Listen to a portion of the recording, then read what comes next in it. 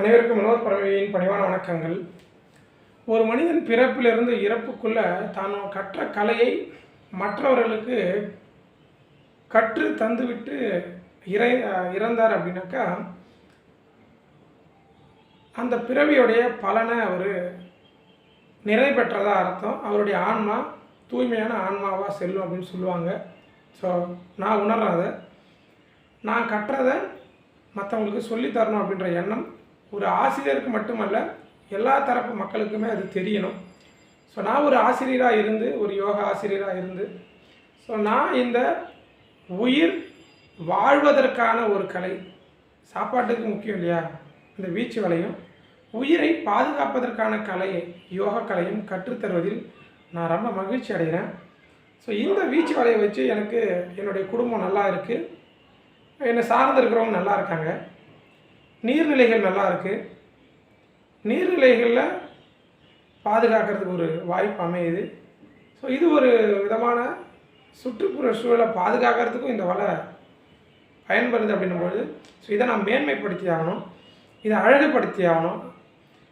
இது எப்படி நமக்கு கிடைச்சிது, இது எங்கேருந்து வந்தது, இது ஒரு கடவுளுடைய பொக்கிஷம் அப்படின்றத உணர்றேன்.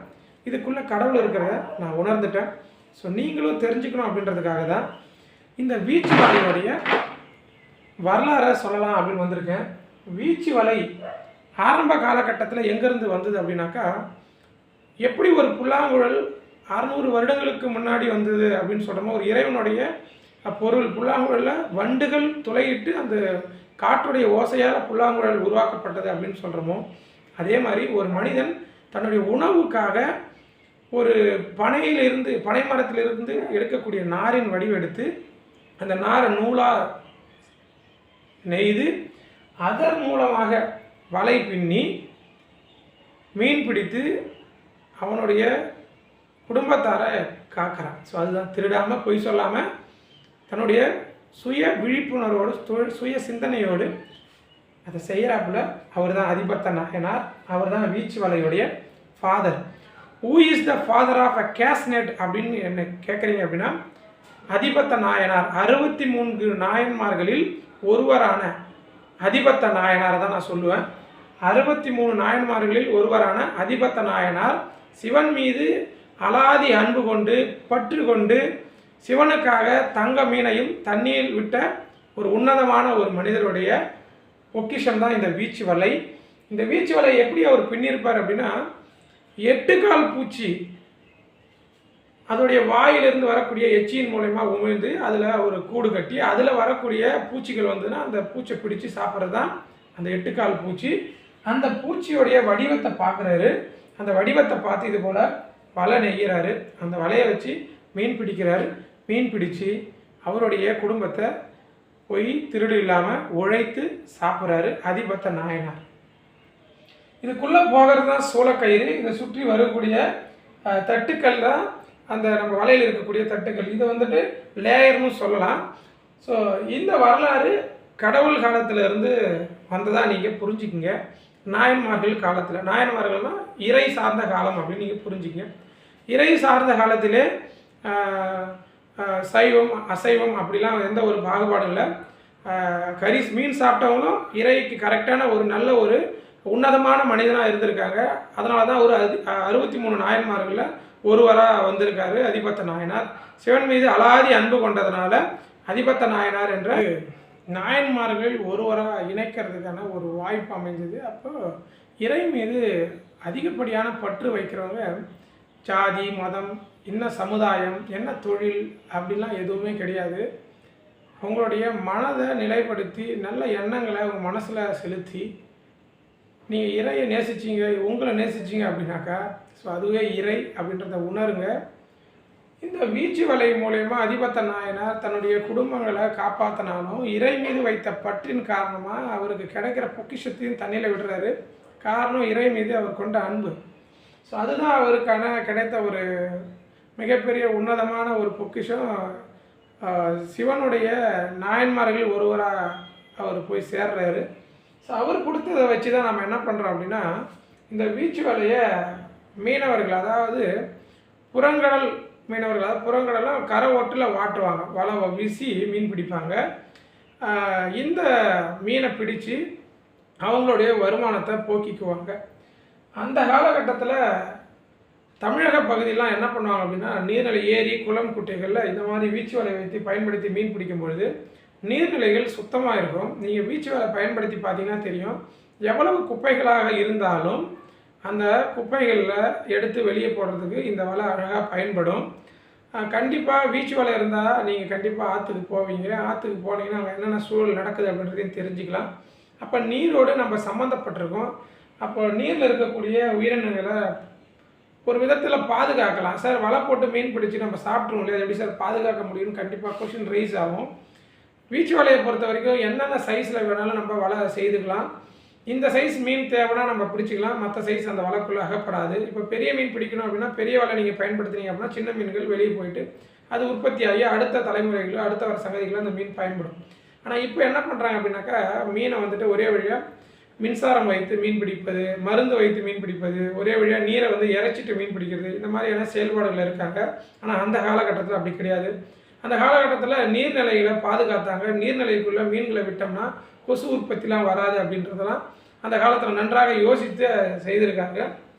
ஸோ இந்த வீச்சு வலை உருவானது பனைநாரால் உருவாக்கப்பட்டது. பனைநார்லேருந்து அப்படியே கொஞ்சம் கொஞ்சமாக மருவி இரும்பு களிமண், பனைநாருக்கு அப்புறம் களிமண் சொல்லுவோம். அதாவது ஏரியிலிருந்து எடுக்கக்கூடிய களிமண்ணை வட்ட வடிவாக்கி அதில் ஒரு துளையிட்டு அதை சுட்டு அதை அந்த வலைக்கு அடியில் போட்டு வெயிட்டுக்காக, அதாவது கொஞ்சம் வலுவாக இருந்தால் தூக்கி போட்டோம்னா தண்ணியில் உள்ளே இழுத்துக்கிட்டு வெளில போகும், அதுக்குள்ளே மாட்டக்கூடிய மீன்களை எடுக்கிறதுக்கு பயன்படுத்தினாங்க. சரி களிமண்ணுக்கு முன்னாடி வலை பின்னிட்டாங்க. அதுக்கு வெயிட் என்ன பயன்படுத்திருப்பாங்க அப்படின்னாக்கா, உருத்தராகம் அப்படின்னு சொல்லக்கூடிய உத்தராஜ கொட்டையை சொல்கிறோம் இல்லையா, உருத்தராகம் என்று சொல்லக்கூடிய உத்தராட்ச கொட்டையை பயன்படுத்தி வெயிட்டுக்கு பயன்படுத்தி பிடித்ததாக ஒரு தகவல் இருக்குது. இந்த தகவல் எப்படி நமக்கு கிடைக்குது அப்படின்னாக்கா, அதிபத்த நாயனார் காலகட்டத்தில் உருத்தராகம் பயன்படுத்தி சிவனுடைய உத்தராட்ச கொட்டையை பயன்படுத்தி நம்ம மீன் பிடித்ததுக்கான ஒரு வரலாறுகள் எழுதப்பட்டதாக வச்சுங்க. பரமயோகி நான் எழுதிருந்தா கூட நீங்கள் அதை யோசிச்சுக்கலாம். இதற்கான விளக்கங்கள்லாம் உங்களுக்கு நான் பின்னாடி உங்களுக்கு கொடுப்பேன்.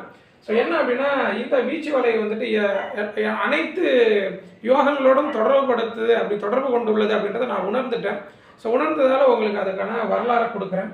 இந்த வரலாறில் வீச்சு வலை அதிபத்த நாயனாருடைய பொக்கிஷமாகவும், அதிபத்த நாயனார் தான் இதற்கான தந்தையாகவும், இந்த வீச்சு வலையில் அதற்கு அதிபத்த நாயனார் காலகட்டத்தில் என்ன இருந்தோம் அப்படின்னா, கீழே உத்திராட்ச கொட்டைகளை பயன்படுத்தி சரிவாத வெயிட்டாகவும் அது மூலயமா மீன் பிடிச்சதாக கருதிக்கலாம். ஸோ இது மட்டும் இல்லாமல் அடுத்தது வரும்பொழுது நம்மளுடைய மனிதர்களான பிறவியில் வரும்பொழுது களிமண்களை சுட்டு அதில் வலை மேக் பண்ணதாகவும் வெயிட்டு அந்த வீச்சு வலையில் பாரத்துக்காக வெயிட் வச்சு அப்போ தான் தண்ணியை உறிஞ்சிட்டு அந்த வலை கீழே போய் உள்ளே இருக்கக்கூடிய பொருட்களை வெளியே எடுத்துகிட்டு வரும். ஸோ அதுக்காக பயன்படுதும். அதுக்கப்புறம் மக்களுடைய ஞானங்கள் அதிகப்பட்டு அப்புறம் என்ன பண்ணுறாங்க அப்படின்னாக்கா, அவங்களுடைய அறிவு அடுத்த வளர்ச்சி என்ன பண்ணுறாங்கன்னா, இரும்பு பயன்படுத்துகிறாங்க. இரும்பு பயன்படுத்தி மீன் பிடிக்கிறாங்க. இரும்பு நம்ம கடல் தண்ணியில் போடும்போது கடல் தண்ணியில் உப்பு அரிக்கக்கூடிய இரும்பை அரிச்சிடும், கரோஷன் ஏற்படும். அப்படின்னால அடுத்தது ஈயத்துக்கு மாறுபடுது. இன்று வரை வீச்சு வலையில் இப்போது லேட்டஸ்ட்டாக நம்ம ஈயம் பயன்படுத்துகிற ஒரு சூழல் ஏற்படுது. தமிழக பகுதியெலாம் இரும்புமே பயன்படுத்துகிறாங்க. ஆனால் இப்போது கடல் சார்ந்த பகுதியில் ஈயம் பயன்படுத்தி வீச்சு வலை பயன்படுத்தி மீன் பிடிக்கிறாங்க. ஸோ இது ஒரு பக்கம் இருக்கும்பொழுது கடலில் வீச்சு வலை தான் போட்டிருப்பாரு, நீங்கள் எப்படி சார் சொல்லலாம் அப்படின்ற ஒரு கேள்வியுமே வரும். கடலில் கண்டிப்பாக நம்ம நிறைய வலைகள் இருக்குது, கொண்ட வலைகள் இருக்குது, உடு வலைகள் இருக்குது, இழுப்பு வலைகள் அப்படிலாம் சொல்லுவாங்க. இந்த வலைகள்லாம் பயன்படுத்தி மீன் பிடிச்சோம் அப்படின்னா கண்டிப்பாக ஒன்றுக்கும் மேற்பட்ட மனிதர்களை வைத்து தான் மீன் பிடிப்பாங்க.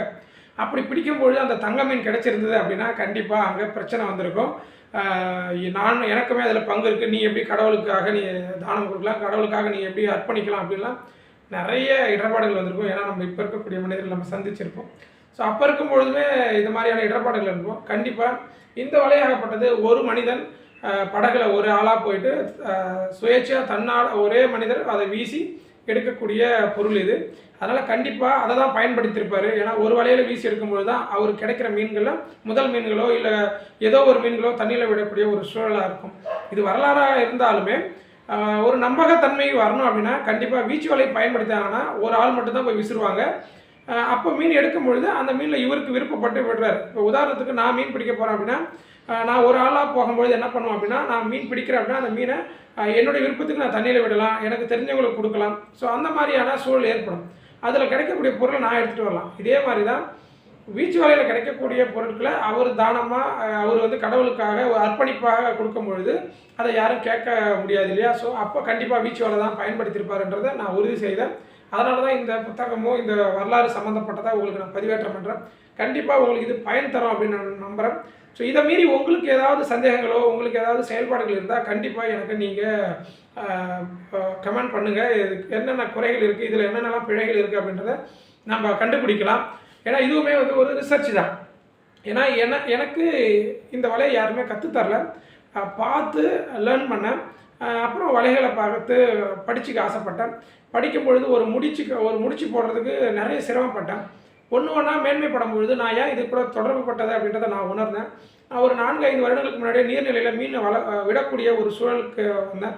ஏன் நான் மீன் பிடிச்சி எடுத்து போய் தண்ணியில் விடணும் அப்படின்ற எண்ணமே எனக்கு புரிதல் இல்லாமல் இருந்தது. அதற்கப்புறம் தான் நான் உணர்ந்தேன், நான் ஏதோ அதிபத்த நாயனாருடைய சிஷ்யனாக இருந்திருக்கலாமோ அப்படின்ற ஒரு சூழல் எனக்கு உணருது. அப்புறம் அதிபத்த நாயனார் எனக்குள்ளே இருக்கார் அப்படின்றத உணர்ந்து அவருடைய பொக்கிஷத்தை கண்டிப்பாக நான் வந்துட்டு பாதுகாக்கணும், அதை அடுத்த தலைமுறைகளுக்கு கொண்டு சேர்க்கணும் அப்படின்ற எண்ணங்கள் எனக்குள்ளே ஓடுறதுனால தான் இப்போ உங்களுக்கு மத்தியில் வந்து நான் இதை பேசிக்கிட்டு இருக்கேன். இதனால் எனக்கு என்ன பலன் கிடைக்கும் அப்படிலாம் இல்லை. எனக்கு வலை விற்பனை ஆகுது, பணம் வருது, நம்ம செய்தால் தான் முடியும், கையால் பின்னால் தான் நம்ம கொடுக்க முடியும். இது இல்லாமல் நம்ம வந்துட்டு ஒரு யோகா ஆசிரியர், யோகமும் சித்தர்களுடைய தொடர்பு பட்டதுனால என்னவோ நம்ம இப்படி பேசணும் அப்படின்றதுமே நான் உணர்றேன். ஸோ நீங்கள் இதை பற்றியான வேறு ஏதாவது வரலாறுகள் உங்களுக்கு தெரிஞ்சிருந்தாலுமே பதிவேற்றம் பண்ணுங்கள். மற்ற மீனவர்களுமே சொன்னாங்க, இது மாதிரி வந்துட்டு ஒரு பெண் தெய்வத்தை ஒப்பிட்டு அவங்களுக்கு 1000 கண்கள் உடையது, அதனால் இங்கே கீழே வந்துட்டு 1000 இது விதைகள், அதாவது மணிகள் கட்டுவாங்க அப்படிலாம் நிறைய கதைகள் இருக்குது. நம்ம அடுத்தடுத்து அதை பார்க்கலாம். இதுக்குள்ளே இருக்கிறது சூளக்கயிறு அப்படின்னு சொல்லுவாங்க.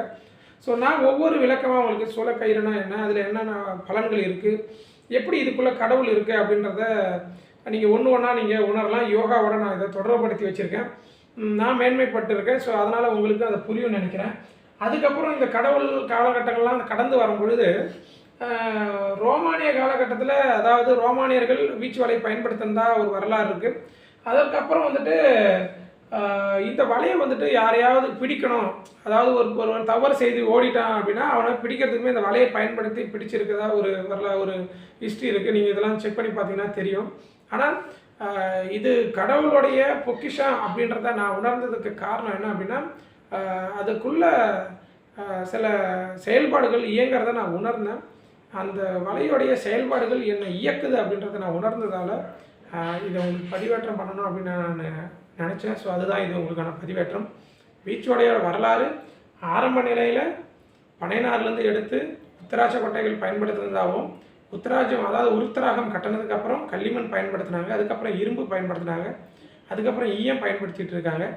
ஸோ இது ஒரு 8 கால் பூச்சியோடைய வடிவம் அப்படின்றத உணர்ந்து தான் ஒரு கவிதை ஒன்று எழுதியிருந்தேன். 8 கால் பூச்சியின் எச்சம் என் வடிவம், வட்டம் போட்டு வகுக்கும் என் சூலம், திட்டம் தீட்டி சேரடி வாய்த்து உருத்தராகம் கட்டி சிவனின் சீடனை அழைத்தவன் நான், தங்க மீனானாலும் தண்ணீரில் விடும் தகுதி படைத்தவனின் பொக்கிஷம் நான், தங்க மீனானாலும் தண்ணீரில் விடும் தகுதி படைத்தவனின் பொக்கிஷம் நான், நானே வீச்சு வலை வந்தேன் கலியுகம் வறுமையை போக்க, தந்தேன் அறிவுரை தண்ணீரை காக்க அப்படி என்ற ஒரு கவிதையை இந்த வீச்சு வலைக்காகவும் அதிபத்த நாயனாருக்காகவும் நான் சமர்ப்பிக்கிறேன்.